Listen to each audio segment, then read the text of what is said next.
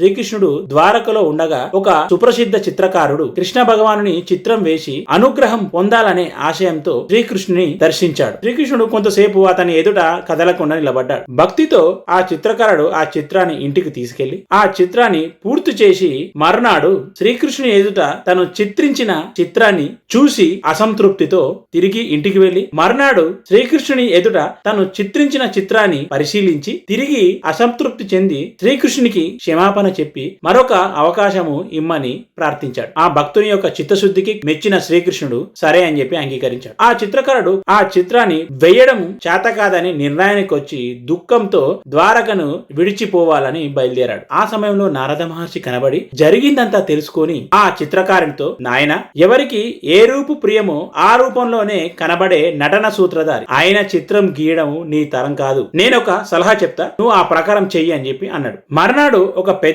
అద్దాన్ని వస్త్రంతో కప్పి దానిని శ్రీకృష్ణుని ఎదుట వస్త్రాన్ని తీసి ఆవిష్కరించి, మీ చిత్ర ప్రతిబింబము చూపెట్టడానికి ఇంతకంటే మార్గం లేదు. శ్రీకృష్ణుని పాదాలనంటి ఆశీస్సులు పొందాడు. చిత్రం వేయలేకపోయినా భక్తితో చేసిన అతని ప్రయత్నము ఫలించింది.